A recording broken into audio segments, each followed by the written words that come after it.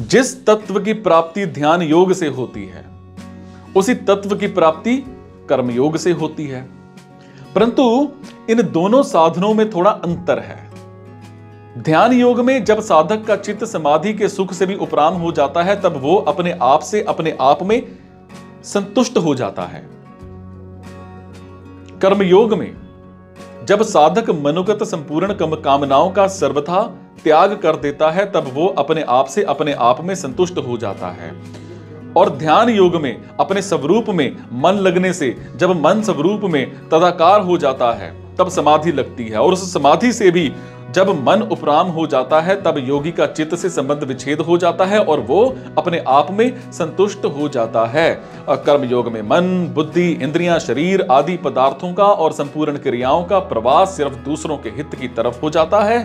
तब मनोगत संपूर्ण कामनाएं छूट जाती हैं। कामनाओं का त्याग होते ही मन से संबंध विच्छेद हो जाता है और वो अपने आप में संतुष्ट हो जाता है। मन आत्मा में नहीं लगता, हालांकि उपराम हो जाता है, कारण कि मन की जाति अलग है और आत्मा की जाति अलग है। मन अपरा प्रकृति जड़ है और आत्मा परा प्रकृति चेतन है, इसीलिए आत्मा ही आत्मा में लगती है। अपने आप में अपने आप को देखने का मतलब यह है कि आत्म तत्व पर संवेग नहीं है, हालांकि सब संवेग है। मन से जो चिंतन किया जाता है वो मन के विषय अनात्मा का ही चिंतन होता है, परमात्मा का नहीं।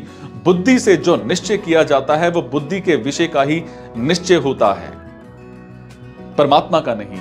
वाणी से जो वर्णन किया जाता है वो वाणी के विषय का ही वर्णन होता है, परमात्मा का नहीं। हालांकि मतलब यह है कि मन, बुद्धि, वाणी से प्रकृति के कार्य, अनात्मा का ही चिंतन, निश्चय और वर्णन किया जाता है, परंतु परमात्मा की प्राप्ति मन, बुद्धि, वाणी से सर्वथा विमुख संबंध विच्छेद होने पर ही होती है।